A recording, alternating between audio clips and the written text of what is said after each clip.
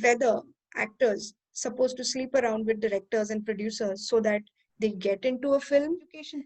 There's no even in university or in school, nobody talks about this industry as a potential career opportunity, Right. which is wrong. So, is there something always that's not visible in the contract that is here? Any underlying clause that is generally not understood by normal, common outsiders who are just coming in?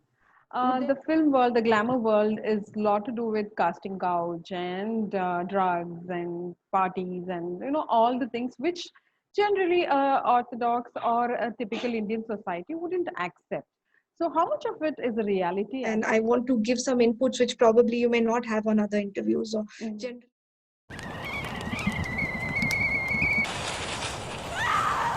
Leaving your comfort zone to a foreign land is not easy for anyone. A little girl struggled with identity and education amongst expats in the UAE, found her solace in art and stories. She owned a golden heart, extending her home for the homeless pets. Fighting all odds, prioritizing on her passion for cinema, she donned various hats from a model to a filmmaker.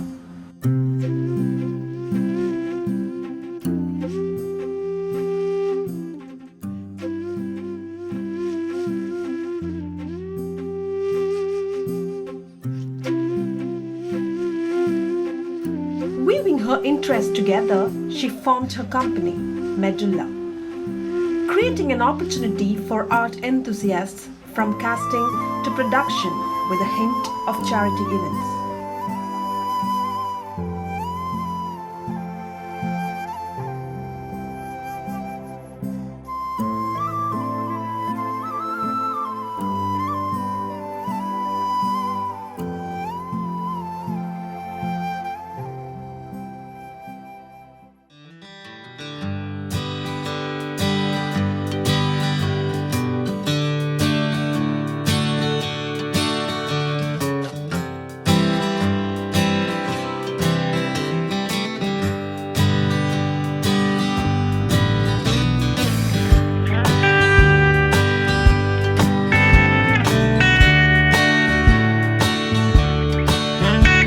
Let's join the success journey of an incredible woman, Ursula Manwaitkar. hi, Ursula. Welcome to Success Stories. Hi, how are you? I'm doing good. How are Thank you. you? I'm great. I'm great. I'm so excited to speak to you guys today. Seriously. We are Thank you for equally, having me on this. yeah, we are equally excited because we read a lot about it. We heard about it. We saw a few videos, and we really wanted someone, like who could motivate young girls. Especially, I'm not just talking about girls, but I think when it is a girl who's sitting on the other side, we can really Right. touch a lot of, little girls who are very Hmm, hmm, ambitious and hmm. probably stuck somewhere. We all have had that phase where we had to Correct, correct. choose and Absolutely. decide and go ahead. So I felt that you would be the right person to really motivate a lot of girls. So Thank you. Thank you.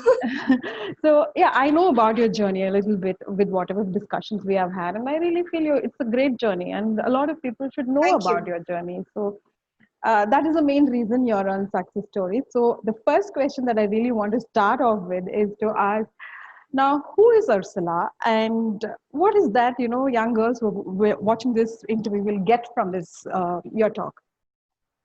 Great. So Ursula is a normal, average Indian girl who's living in UAE for the past 22 years, who's had her own personal struggles, and ultimately she's kind of on her way to achieve what she wants to do, which is having a nice career in filmmaking. You know, that is me in short. And I would definitely like people to understand my journey as we continue on this interview, and they will know Mhm. different things, and they will understand how my life started, how my journey started, and where I am today. And I really hope to guide them in a good way. And I want to give some inputs which probably you may not have on other interviews, or Mhm. generally people don't talk about certain things. So that's about. Right. So if you could just Okay. brief me about your education and what are the things that you did, in the long run, what are the things that you did, and where are you today, Right. and what are your plans? Correct. We'll attach it from Okay, there. so basically, I started my career and I in way back in 2002. I started my degree. That was a BBA bachelor's degree in marketing. Although I wanted to do film, but couldn't do it, obviously. And then I continued to do my professional diploma in marketing while I was working in the corporate world. And then I started my own company, which is into CSR consulting, basically, because I had a short stint about doing some charity work with animals as well as labor camps. So when I started my company, it was focused on CSR, which is corporate social responsibility, and marketing, because of my marketing experience and background. But eventually I got into, by accident, into casting. And from casting, I moved on into production. And from production, I moved on into direction. So as of today, I have a company which is a production company. And I've already produced and now also directed a short film, which is going to be released soon. So yeah, this is where I stand today, in Okay. short. All the very best for your short film. Let me just wish you first. Thank you so much. I really want to know, like, for when did you start this? And the sense, when did you understand that this is what is your passion? There would be a time, at least in your childhood, any time that you understood that, okay, art is my passion and this is where I belong. Did you have any such episodes while you were like a kid or in school or anything? See, in school, there was a lot of focus. I was very good, like I used to draw pretty well. So Mm-hmm. that was one art.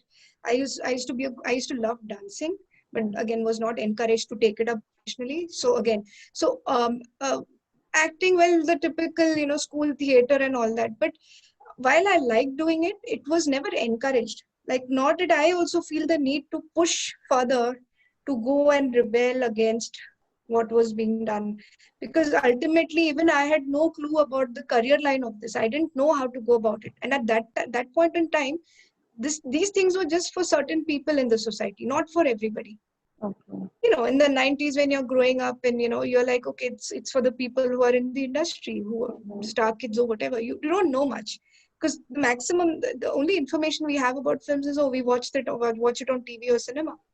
We just listen to songs and yeah, we just get happy about it. But there was no such urge that I want to do this or something like that. Yes, I like doing these artistic activities, but there was no such urge. But then what happened is, when I started modeling, pictures were nice. That's when people are like, oh, you look nice, why don't you try for movies? But I had no clue what entails, what happens, what is the struggle that one needs to do, what are the parties involved in putting a movie together. Absolutely no clue. So I can relate to that whole starry-eyed phase any child or any teenager goes through, where they want to be in movies. Mm-hmm. They need to be educated, and I wish somebody could guide us, because there's no education. There's no even in university or in school, nobody talks about this industry as a potential career opportunity, which is wrong. You should talk about it. You should talk about it from a very young age, actually, because at least if now, because I think schools are more open to this kind of an education, let schools start making short films, let them have a film activity as a, ultimately when they'll realize that, okay, we can do this or we can't do this, they will think like, okay, maybe this is not for us. You see, they will automatically come to know. But unless and until you give them that opportunity, they'll never know what is made for them. Since you've been into casting, if there are young people who wants to ask you a question, like, what are the three things that would make me the best in this field? Like, I really want to get into it, and I'm working on it. So, if you could give three What important things. So one is the ability to accept yourself. Mm-hmm. Okay, you should be happy with who you are, with all your flaws and your plus points, because ultimately you have to go to bed and you're talking to yourself, right? So you need to be happy. Second, you must have the ability to learn and build on all the talents that you have. Correct. If you have you want to do something, go ahead and try to improve on it, take some experience, learn, be on the job and learn new things. Third is to go ahead and build your profile and go and look for opportunities. Yeah, people are very lazy, they don't want to look, and that's not going to happen. You'll just end up collecting skill sets, but you'll not be able to apply them. Correct. Mm-hmm. So yeah, so these are the three things, very basic. Nothing, Okay. nothing, no fancy formulas, nothing. Parents, what they generally say is there is a stereotype attached with acting or the film industry in general. So what they say is the film world, the glamour world, is a lot to do with casting couch and drugs and parties and all the things which generally orthodox or a typical Indian society wouldn't accept. So how much of it is a reality as for you when I talk about casting couch or the other behavioral issues that people generally talk about? Hmm, hmm, Like hmm. how much is true? Like is it really like that out there in See, the glamour world? the term, okay, so the term casting couch, unfortunately, is always, puts the whole industry in a bad light. But Mm-hmm. let me rephrase it. It's not casting couch. It's more like sexual harassment at work. Okay. That's what we're looking at, right? Mm-hmm. Getting up with sexual favors, getting through Yes, the top. you're right. It is there in all fields. You agree with me or no? Yeah, it Whether is you're there. in corporate, right? Yeah. So what happens there? It is up to the individual to accept it or not. Mm-hmm. Correct. If the person is faced with this issue, if somebody, I mean, I'm not going to say it doesn't exist, or I'm not going to say it's 100% there with every single individual out there, or that every other actor had to face it or whatever. I don't know. I can't talk in their behalf. All I'm saying is, in every aspect of any industry, you will find this particular evil. And ultimately, it's up to the person who's in that situation, how they handle it.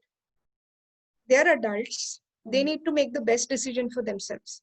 Ultimately, they are the ones who are going to face the repercussions of whatever decision they take. Mm-hmm. Correct? Then coming back to whether whether actors supposed to sleep around with directors and producers so that they get into a film, and about consensual sex. So what if a director is proposing something and the person is okay to do it? It comes under consensual sex, not sexual Mm-hmm. harassment. Right. You have a right to you have a right to say no. But if you think there is more value in going ahead and doing it, that's your personal decision. Nobody's forcing you. Nobody forces people. Yes, there will be people who behave in an inappropriate manner and who are forceful.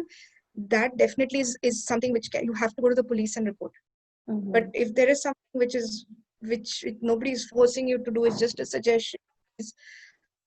So ultimately, understand one thing: there's no guarantee. You can go ahead do whatever somebody is trying to lure you into something. But if nothing happens, don't then blame anyone Okay. that, So oh, how I didn't safe? get this. Okay, how safe is this industry in general? I'm saying, considering Indian cinema, how safe do you think it is for women or for girls to get into it? I like this art. I'm not going to allow all this the filth to affect my art and me as a person. Mm-hmm. So if I had that goal in mind, eventually today where I am, where I'm able to make my own films, correct, I'm just stepping in that direction. Mm-hmm. I'm happy. I feel fulfilled that, okay, be with myself that I didn't go the wrong way. Okay. I can even tell you about friends who decided to go in that direction, and today they are having a very pathetic life, because nothing is a guarantee in life. If they go a certain way, if they decide, hey, I will accept this industry with all its bad things and everything, I will be part of it. Let's say I'll roll like they roll. Mm-hmm. It's not going to guarantee you peace of mind. It's not going to guarantee you any sort of success. Ultimately, it's all whatever is written for you, whatever is destined, whatever, however you take your life. You also have to take some responsibility of everything that you do. Okay. Whatever decision you take, whoever you deal with, like if you're crossing the road and you're not looking left and right and you get hit, who's like, ultimately it's your responsibility. You have to look, correct? Yeah. So that's how I would say it. But in general, I would say yes, it's quite unsafe in India in general. But this Mm-hmm. industry, yes, people tend to misuse their power where needed. So people, Now, let's be well informed mhm. before. Now, I also want to know one thing. See, now there's a lot of discussion happening in India because of the unfortunate death of a very successful actor. So Hmm. during that time, what we heard constantly is about the contracts that the casting agents sign. So is there something always that's not visible in the contract that is here? Any underlying clause that is generally not understood by normal, common outsiders who are just coming in? Would there be any such clause like that, which is a little tricky and you would not understand what it says? Or is it very clear and transparent? Or how is it? Or is it different for different agencies? Or do we have a It's different for common? different people. Uh-huh. It's Okay. different for different people, and you always need to read everything. Okay. If you don't understand any clause, ask for clarification.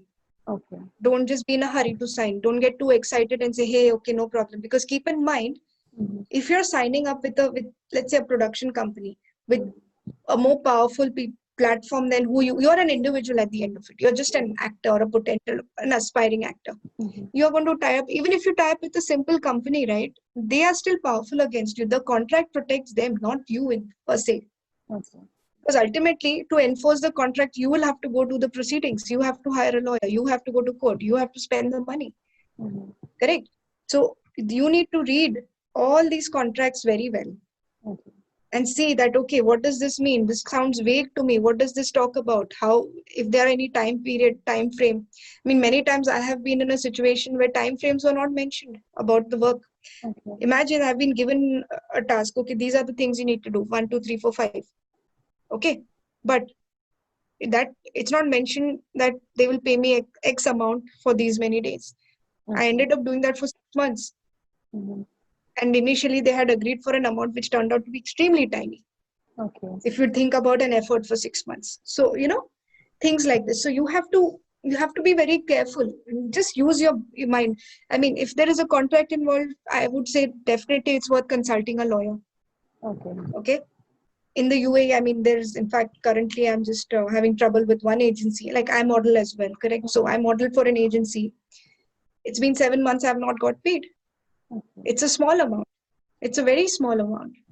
Now, if I go to a lawyer will say pay my fees, which comes up to more than what that amount is. What's the Mhm. point? So a model should or an actor should also be willing to let go Okay. of certain battles. It's not worth because your time is more important. At the most, you've learned from that experience, isn't it? Mhm.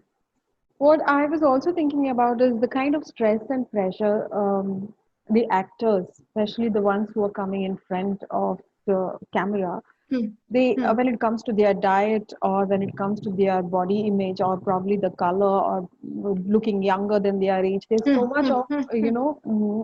pressure on them.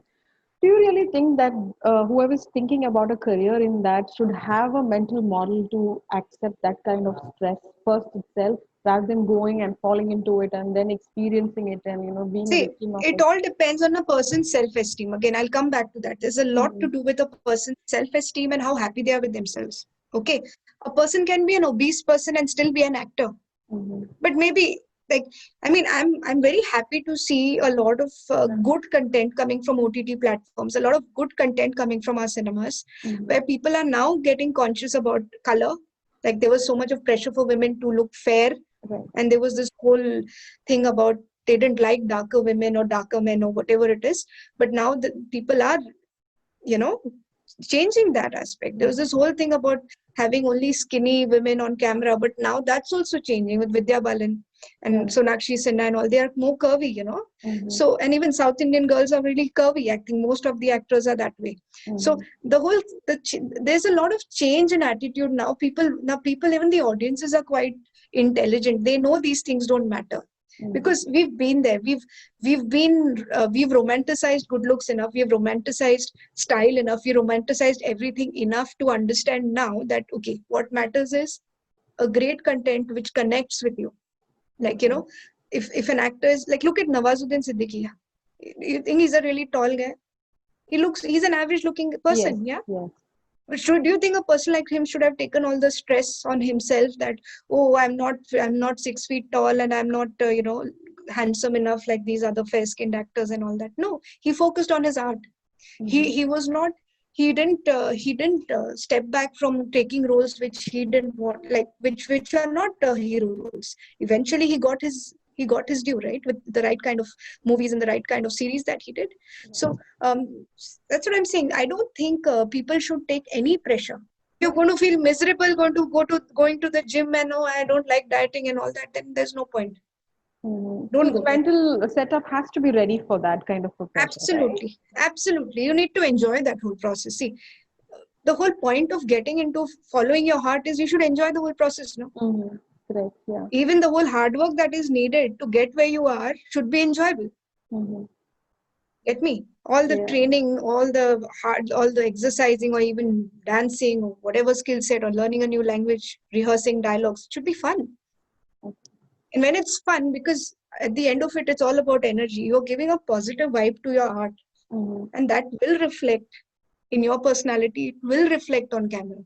People can feel it. People think you can't know. If you're dead inside, if you don't have the right vibe, if you don't have the right energy to give out to your art, you can clearly see on camera. No matter how much of makeup you put on your face or anything, people can feel it. That's why you see some actors, they say, oh, this one is an ice maiden, or this one, you just don't feel it. They're just saying their dialogues. We don't feel the emotion there. So that's what I'm coming to. Yeah.